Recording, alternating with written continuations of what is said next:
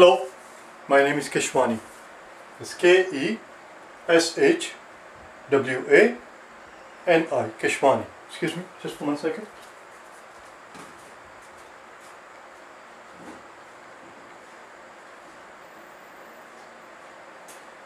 I'm back. Sorry about that. We are here because we want to improve our English. We want to improve our vocabulary. Yesterday was our day number 50, and for those of you who have been following my work on vocabulary lessons would know that at the end of every 5 days we have a quiz. Since yesterday was day number 50, it stands to reason that today is our quiz day, quiz number 10. Keshwani Prep dash vocab dash quiz 10. In the quizzes, for those of you again who know how they go, we simply go over the words that we learned in the previous 5 days, namely 46 through 50, very quickly. I don't slow down to write down the pronunciation or to explain the meanings of the words in depth, in great details. It's a quiz. That's what it is. It's a recapitulation, and you should know the word.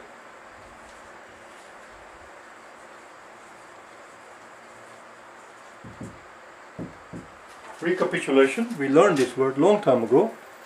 Most people do not use this word in its proper format, proper form. They use the abbreviated form and they say recap. So it's a quick recapitulation. It's a quiz, you understand? We're not learning, in other words, we're not learning these words for the very first time. The words that I'm going to cover in this videos, the words that we learned on day 46 through 50, none of these words should be anything that you're looking at it for the very first time. If that is the case, then you have to go back and watch the original video to learn the word properly. Recapitulation, day number 32. So if you want to learn this word properly, just type in Keshwani Prep dash vocab dash day 32 and you will find this word. Anyway, let's get going. Day number 46. The very first word that we learned on day 46 was convention. Convention has two meanings. One meaning of the word convention is something that almost everybody knows, which is a gathering.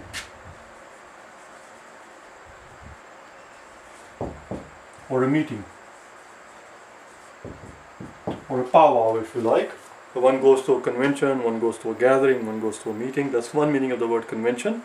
The second meaning of the word convention is an accepted way of doing something. An accepted way of doing something, or a usual way of doing something, if you like. And a usual way of doing something is what we call a norm, a custom, a tradition.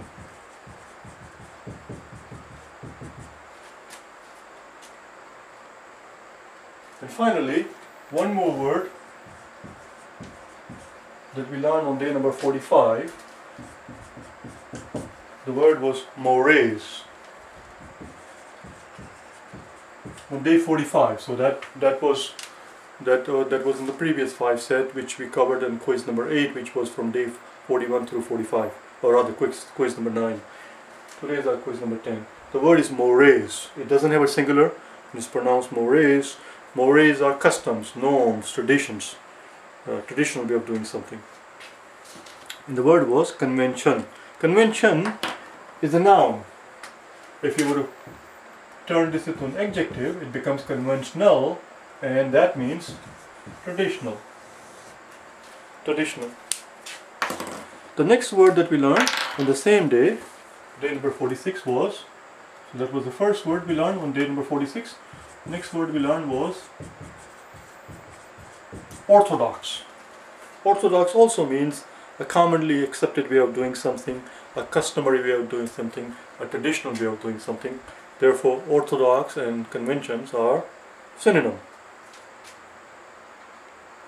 But keep in mind, convention is a noun, orthodox is an adjective. So the equivalent of orthodox would be conventional, not convention. Convention is a noun, conventional is an adjective. Finally, the last word that we learned, the third word that we learned on day number 46 was classical. Classical also means traditional, old-fashioned way of doing something, traditional way of doing something, customary way of doing something. They're all synonymous with each other. Convention, conventional, orthodox, classical. That was it. That was the end of day number 46. Let's move on to 47.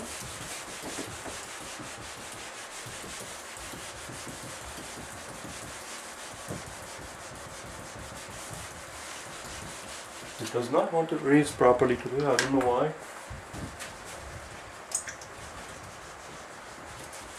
Day 47. Let's see what we have for the next day.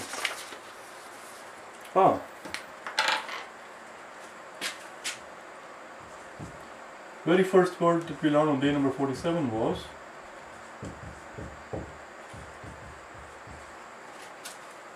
gratuitous. And as I told you before, I do not usually put the pronunciation of some of the words because this is a quiz. But in this case I'm going to make an exception because it's very important that you understand how to pronounce it.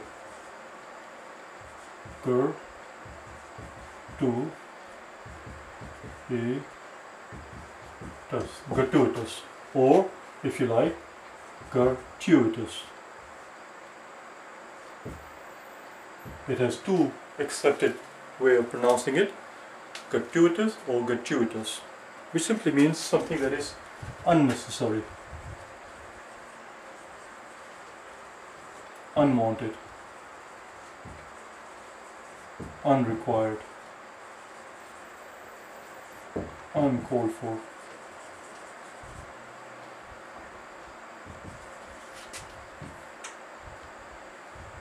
Unneeded.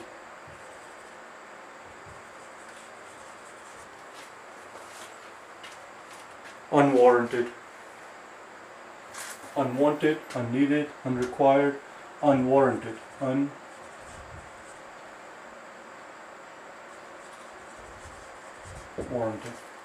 And it is called, and it is pronounced gratuitous. It simply means something that is unneeded, unwanted, unrequired, uncalled for, unwarranted. Usually people talk about a gratuitous comment or gratuitous remark or a gratuitous gesture. It just what they're telling you is that what you said just now was not required, was not needed, was unnecessary. A gratuitous remark. You said something that wasn't called for. Why did you say that? There was no need for it. It was a gratuitous remark. It was a gratuitous comment. Then we learned a synonym of it, which is, let's put down synonym somewhere here. Where can we put the synonym? Let's put it right here. Gratuitous, a synonym would be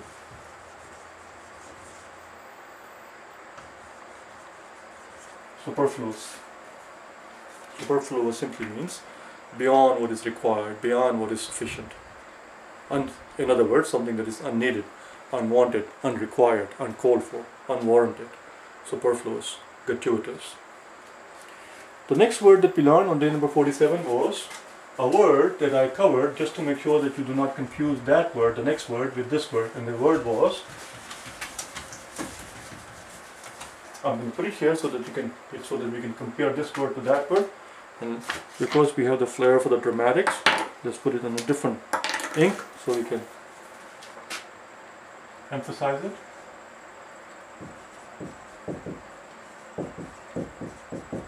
And the word was gratuity. G-R-E-T.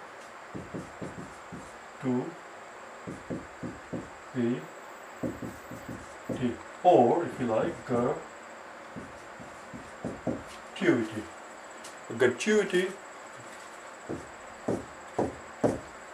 Gratuity or gratuity is simply a tip.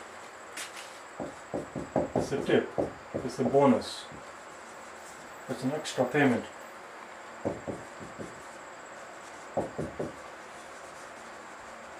And the reason I covered this word, the reason we covered this word is to make sure that you do not confuse this word with this word. They have nothing to do with each other, nothing at all, absolutely nothing, no relationship at all. Gratuitous and gratuity. After I covered the word gratuity, another nice word came to my mind, and I figured, why not, let's cover that word. So then the next word that we learned was a synonym of the word gratuity. The word gratuity, as I told you already, has nothing to do with the word gratuitous. But the next word that we're going to talk about is a synonym of the word gratuitous. A nice word. Let's learn it. Well, I shouldn't say let's learn it because we have already presumably learned it already. This is a quiz. I forget myself also. A quiz number 10. If you want to learn these words thoroughly, completely, in detail, in depth, then go to each of the days and you will learn them properly. Just type in vocab-day 47 and you will learn all of these words in much more detail. The word was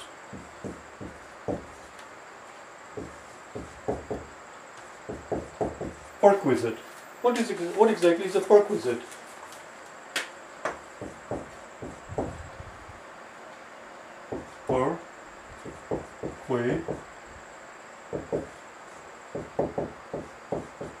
Perquisite. Again, a little while ago I had the word recapitulation on the blackboard. Recapitulation is the actual word, but most people, out of laziness, do not say recapitulate.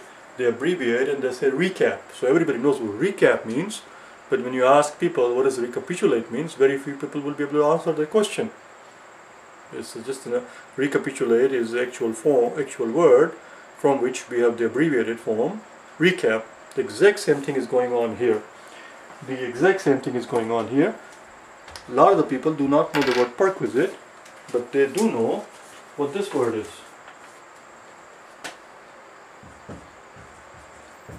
Perk.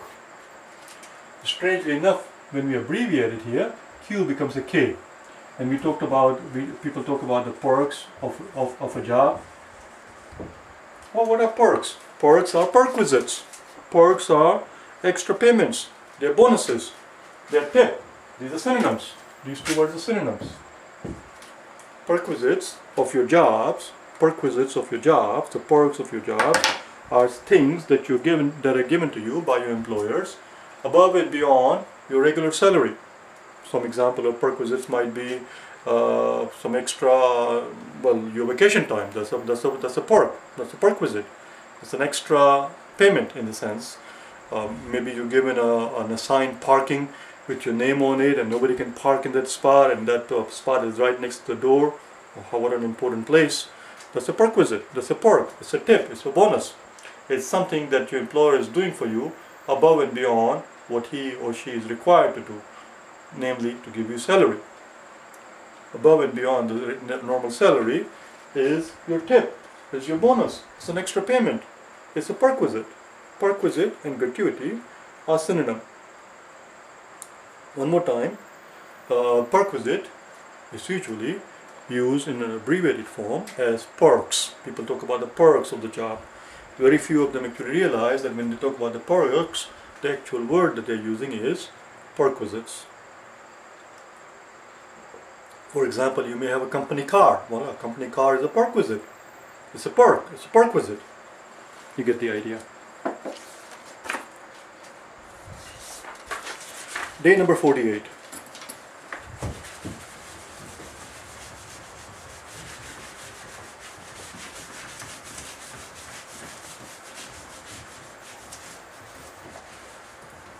If you go through these videos properly and learn all the words that we are covering in all these days, we are up to day number 50.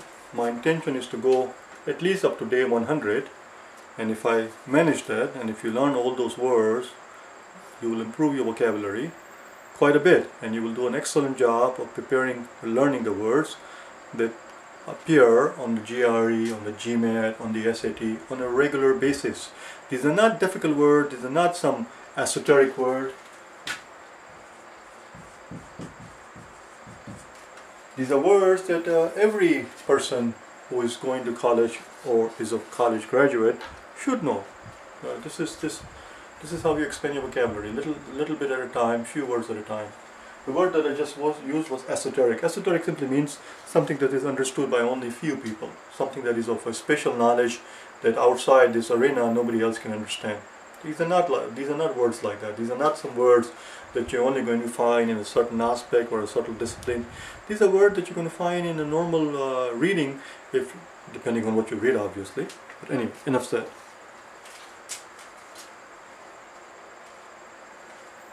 On day number 48, the very first word we learned was forte.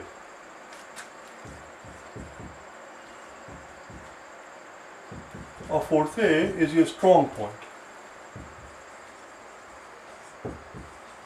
Is your strong point, something that you're good at.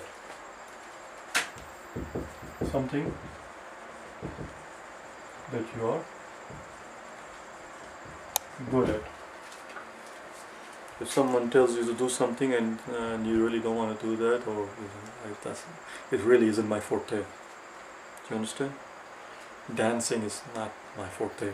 I'm not good at it. I suck at it. The next word that we learned was foible, which is your weak point, a minor weakness. A minor weakness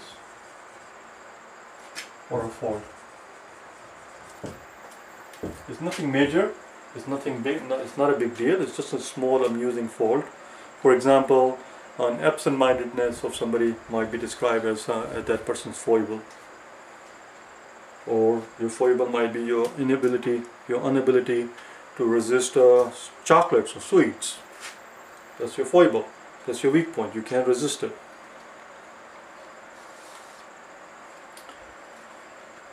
These words, forte and foible, they come from fencing. They're borrowed from fencing. The weak part of the blade in a fencing, you have the blade. The weak part of the blade is from the middle of the blade to the top. That's considered the weak part, particularly the very top of it, and that's foible. That's called foible. And the strong part is closer to the handle, and that's the forte. And from the fencing, we have borrowed these two words and we use them in a regular English language. The strong part is from the middle to the hilt. That was our next word, hilt.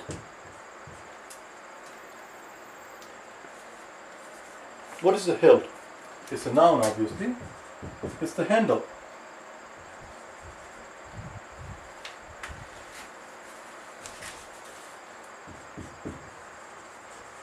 It's the handle of a weapon.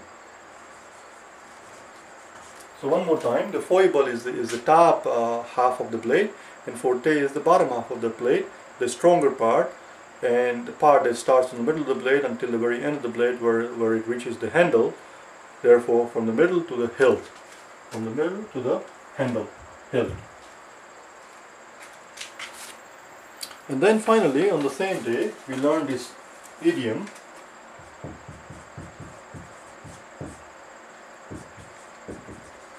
To the hilt. I'm not going to write down the meaning on the blackboard and so forth because it's taking too long. It's this idiom, to the hilt. What does it mean? If somebody says, will you help me, will you support me in this? And they say, to the hilt. I'm going to run for such and such office. Would you support me? Would you provide me some support? Would you encourage me? And you say, to the hilt. It simply means 100%, without hesitation. All the way. That's what it means. To the hilt means I will support you all the way. To the hilt. Let's go. Let's go to day number 49.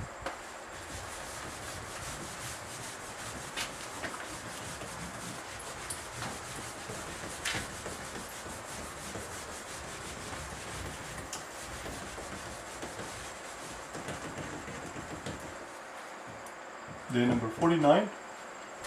Penultimate day.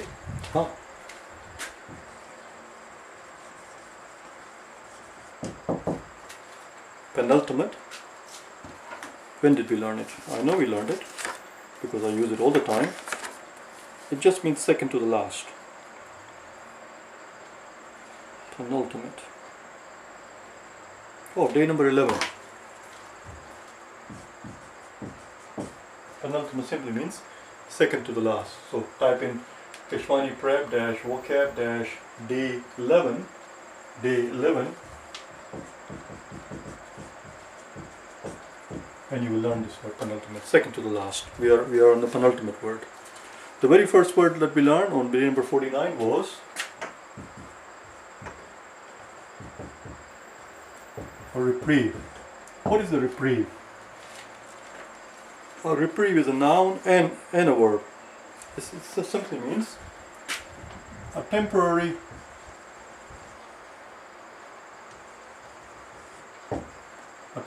suspension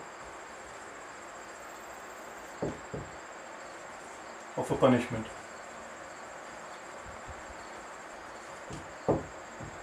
It doesn't mean that you're off the hook. It does not mean that. It just means temporarily your punishment has been postponed. That's what it means. It means to postpone punishment. I cannot write.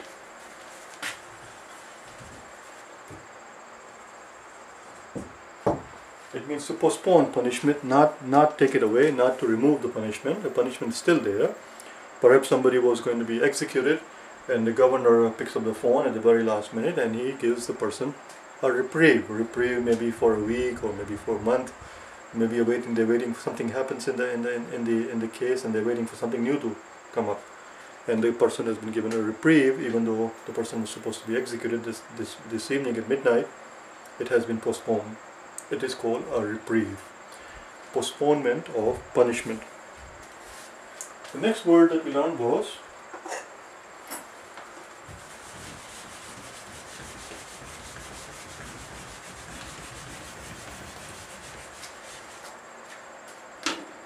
reprimand.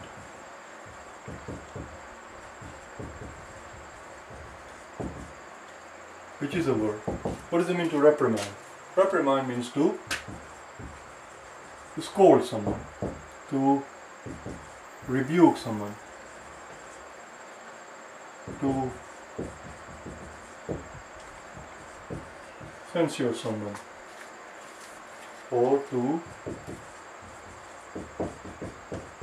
criticize someone.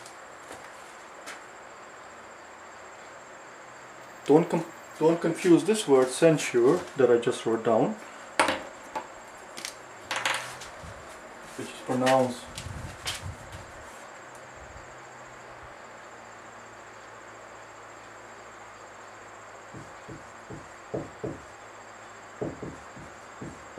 censure. Don't confuse that word with this word, which is simply pronounced censor. Censor, censure. To censure someone means to scold them, to rebuke them, to criticize them, to reprimand them, to tell them that they have not done a good job, to show disapproval. And that was another word that we learned. We learned the word reprimand and we learned the word censure. And of course the very first word we learned was reprieve on day number 49. Finally, day number 50. As I said, I covered them very fast without going into too much detail because this is a quiz, as I keep reminding you. On day number 50, we learned two words.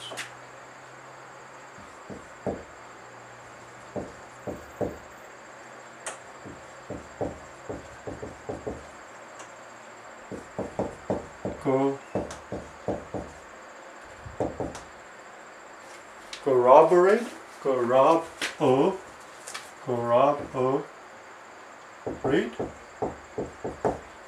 corroborate, which is the verb, and we learned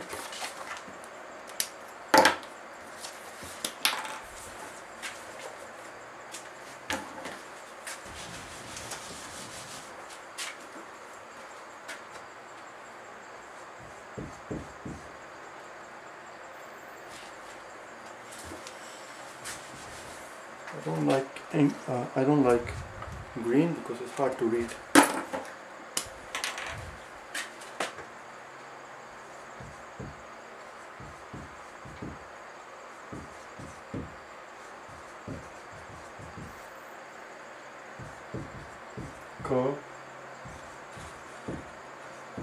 Collaborate.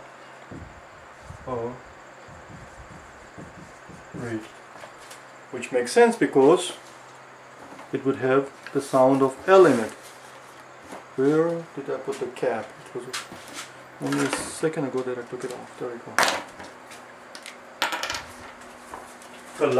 Collaborate, because we have L's here. Collaborate and corroborate.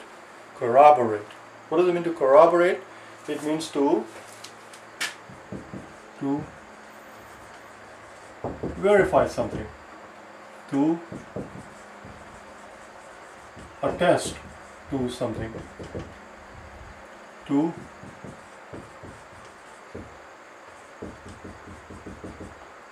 substantiate something.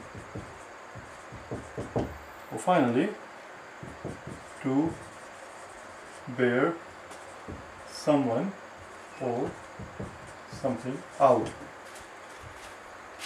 Let's learn the last one first. What does it mean to bear someone?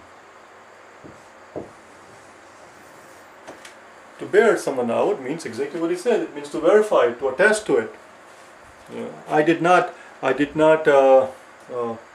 was not the one. Well, let's see if I can. I'm thinking of an example just now. I was not the one who broke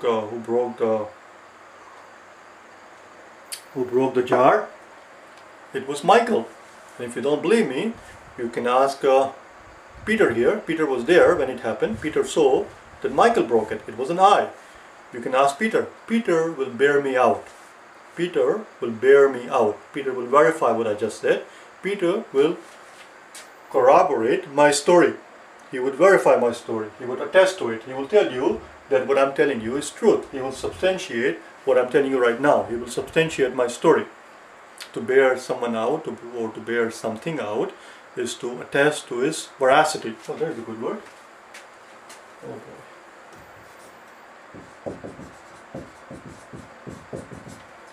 To attest to something's veracity means to attest to its truthfulness.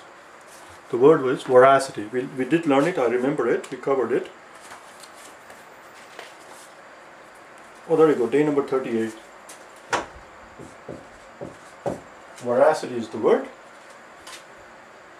and it just means what I just told you: truthfulness. To attest to someone's truth. To attest to the truthfulness of someone's story means to corroborate. Not to be confused with collaborate, which means to work together. To work together on something. To cooperate. That's it. That was the end of our quiz. That was the end of our day number 50. I will see you tomorrow on day number 51. With new words, and we're going to keep on going, as I said, gradually, little by little, we will expand our vocabulary. You will learn some new words, and I will learn some new words in the bargain. These are words that I obviously have come across before in my readings and my studies and so forth, but I wanted to learn them formally. I wanted to do a proper job of it, and I had been meaning to do that for years now, and I kept procrastinating. So this gives me the final impetus. Oh boy.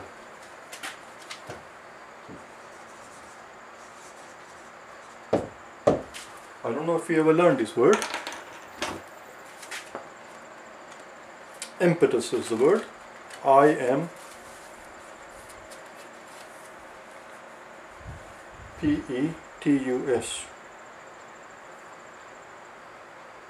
What do you know? It's not there. We have to learn it. Imposter, ingenuity, intrepid, incongruous, infer, impromptu,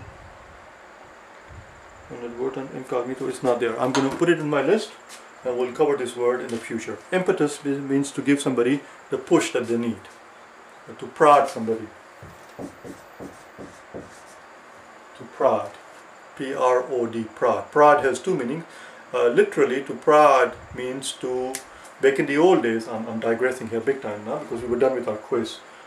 Prod has two meanings. It has literal meaning and it has metaphorical meaning. Literally, it means back in the old days when people used to ride their horse buggies, or when they rode horses and animals and so forth, they would have a stick and they will stick stick the stick. They would put the stick in the animal's skin, animal's body, to make it go faster, and that process is called prodding. That's what it means literally. Metaphorically, it means to give somebody the final push, to give somebody that extra push that they need to get them going. So this gives me the prod, the impetus that I needed to actually sit down and learn these words properly, because as I told you, I've been procrastinating this process for years now. I've been wanting to learn them properly myself. And believe it or not, I'm getting a lot out of it out of these words as well. Because there's one thing to think that you know something, and there's another thing to actually know something. I'm going to say it one more time. There's one thing to think that you know something, and it's entirely another thing to actually know something. I knew these words obviously here and there, but not formally. This gives me the impetus, this gives me the final push, this gives me the prodding that I need to actually learn them properly. Anyway, that was the end of our quiz. If you wish to get hold of me for personal private tutoring, I tutor for GRE, GMAT, SAT and TOEFL, as you can see right there. Just go to any of these website addresses and send me an email as to what you need help in. Or you can go to keshwaniprep.com and you can get hold of me from there as well, through email. You can watch other videos that I have on the YouTube for math. There are plenty of videos for the GREs, for the GMAT, and simple math problems and so forth, and to sharpen your math skill in addition to your vocabulary. Alright? Thank you.